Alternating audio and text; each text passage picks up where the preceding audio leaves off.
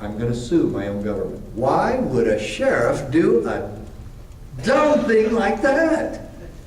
I'm going to sue the Clinton administration? Are you kidding? Haven't you seen the list of people that died on what he didn't like? And so I didn't really want to make that list that bad. And so I go in the house, and I'm serious. I see no alternative. This is what I have to do. The decision's made. The die has been cast, and I'm going in the house, and here comes the pretty little blonde girl I married, and she's ready to hug me, and I just go up to her, and I just start blurting it out. I'm going to sue the federal government on the Brady bill, and they're going to squash me like a little pumpkin seed, and we're going to lose everything, and what do you think? And she just gives me this perplexed look and goes, don't I get a kiss?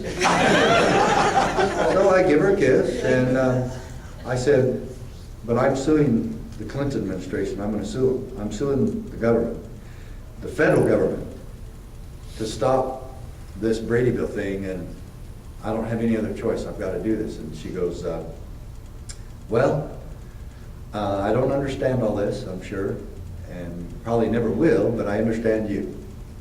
And folks, especially you ladies, let me tell you quite honestly here, if she had said anything like, listen, I know you're a little upset, but are you nuts? We have a family. We have 5 children who need you and depend on you, and we need this job. Look at all we sacrificed to get this job. What could you possibly be thinking? Look, take a few days and think about this and forget it. And she didn't say anything like that at all. Total support.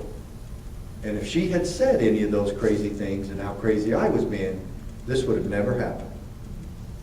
And a lot of you don't know this either, but there was actually 5 Brady bills for your gun control enjoyment. And yes, if all 5 had passed, gun shops would have been shut down, and gun shows would have been a thing of the past. Brady Bill 2 was actually introduced by Senator Moynihan of New York. That's whose place Hillary Clinton took when he passed away. But he actually introduced it just a few weeks after I filed a lawsuit. And so I decided I was going to file this lawsuit, did so on February 28th, 1994 in federal district court, all by myself. No one else in the country was doing a thing about this at the time.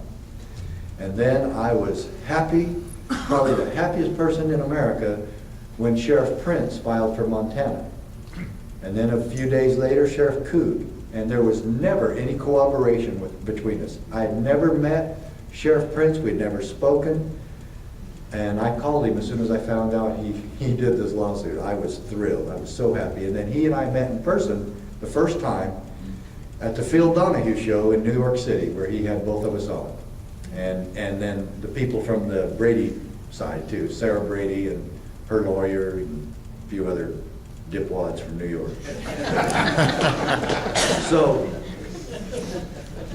we're now suing the federal government, and there's 7 sheriffs now who have all decided to participate in this lawsuit. 7 out of 3,100. And at the district level, that's the first level, everybody wins except the one from Texas. How do you lose a gun rights case and a states' rights case in Texas? We filed this on the 10th Amendment, folks. You need to realize this, not the 2nd. We didn't have standing on the 2nd Amendment. Law enforcement was exempt from Brady Bill background checks. So all you had to do is go in and show a gun shop owner your badge, and you get your gun. You don't have to wait, you don't have to do a background check, just show your badge. You're in. So we're exempt, and we filed it on the 10th Amendment because we knew that the federal government had no jurisdiction to tell us what to do. We don't work for the federal government. They can't fire us. They don't hire us. Can't tell me what to do unless I willingly go along. And too many times we see that sheriffs make that crucial mistake. So we lose. Sheriff Printz and I are in the 9th Circuit, which is San Francisco, and he and I lose there. Sheriff Coode from Texas makes a huge comeback with Sheriff Romero from Louisiana in the 5th Circuit, and they win big. And so now my lawyer tells me the Supremes are going to be having to take this. It's probably 85% certain that the Supreme Court will take this case because we have conflicting circuits. And they did. And that was one of the most exciting times in my life, that we heard that we're actually going to the Supreme Court. And in December of 1996, Sheriff Printz and I appear at the United States Supreme Court on this case. Each side gets 30 minutes to wrap up the entire case. Now, of course, the Supreme Court has all the briefs from the other transcripts of all the other hearings. But each side gets 30 minutes, not 30 minutes and 30 seconds. And I thought, when my lawyer was up, I just go, we've lost. This case is over. I've wasted my time, lost everything. That's it. It's over. But when the attorney for the federal government got up, I just started smiling because the Supreme Court burned him to a raw crisp. And I thought that guy is just going to waddle out of there, but just try to sneak out of there because he got nothing.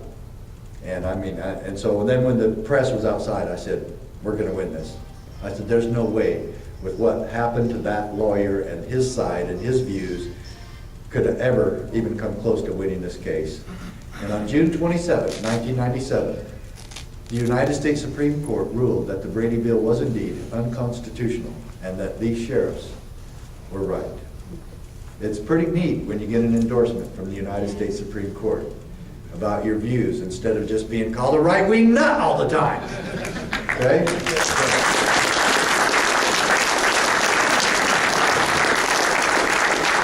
You gave your word to the people. And what is that? Well, it's an oath.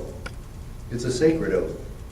It's an oath you swear with your arm raised. And you say at the very end, so help me God. In the name of God, you have promised the people that have hired you that you will uphold and defend, protect, and obey the United States Constitution. In all three branches of government, all of us are required to take that same oath so that we all have the same goal, even though the three separate branches have different assignments. We all have the same goal, and that is to protect the freedom of the people that we work for. And amazingly, you'll hear law enforcement that I'm just doing what the judges tell me, or I just do whatever the legislatures tell me. In other words, the other two branches completely control the other. Law enforcement is the executive branch. We are the executors of the law. And we admit openly, readily, willingly, that we completely are dominated and controlled by the other two. Your sheriff doesn't work for the judges, and he doesn't work for the legislatures, and there is nothing anywhere that prohibits him from telling those two branches, no, I will not do it. Recently, there was an article in Newsweek magazine entitled, it was about 6, 7, 8 months ago, Hero or Vigilante. And they were talking about Sheriff Dart from Chicago, who refused to evict people from their homes because he said banks were being too ruthless and not following the law. So he wouldn't do it. He told the judges no, and he told the banks no. Wow, that's a novel phenomenon, isn't it? But it shouldn't be. It should be the rule of the day. And we need to let everybody know in law enforcement, you might not, but the sheriffs in this state will keep their oath of office. And if you violate the Constitution, we will be coming after you. And we don't care where you come from or what kind of a fancy suit you wear. We will come after you. And you know what happens then? Freedom happens. That's what happens. And you know what?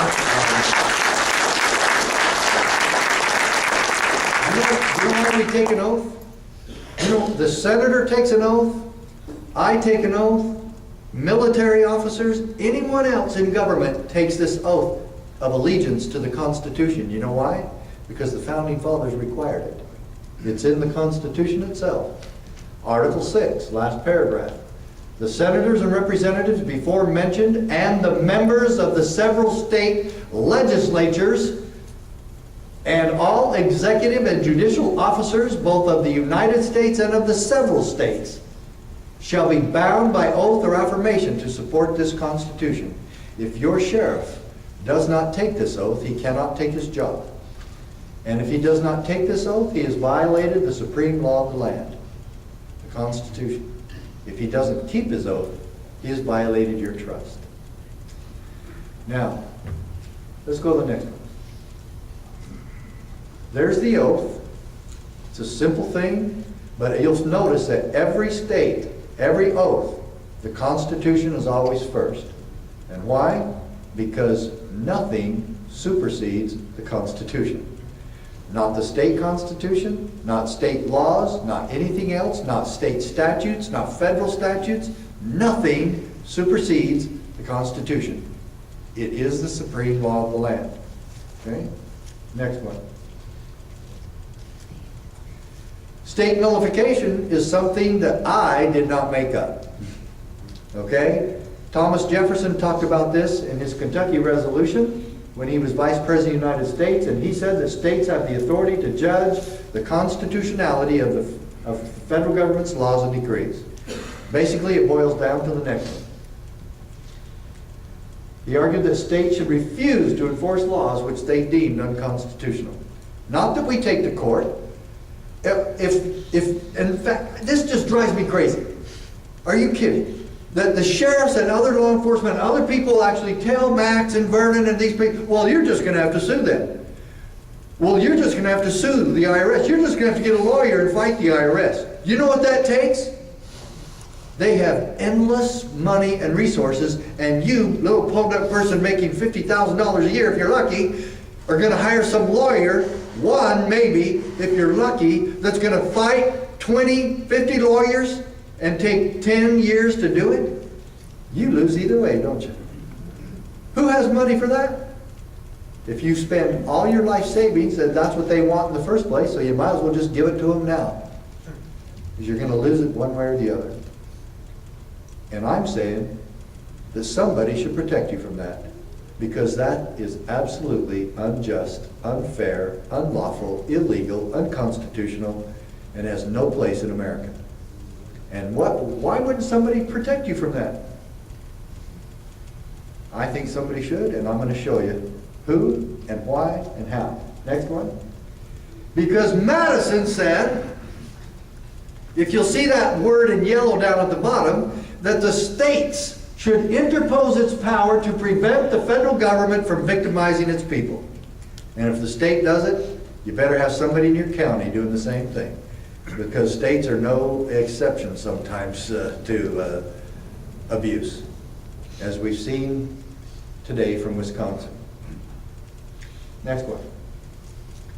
These are the two litigants in the case that we're going to be discussing.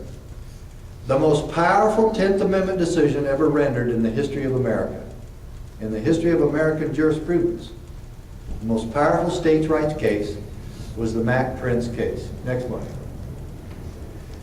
This is the first case that I had, and Judge Roll said Mack is thus forced to choose between keeping his oath or obeying the act, subjecting himself to possible sanctions.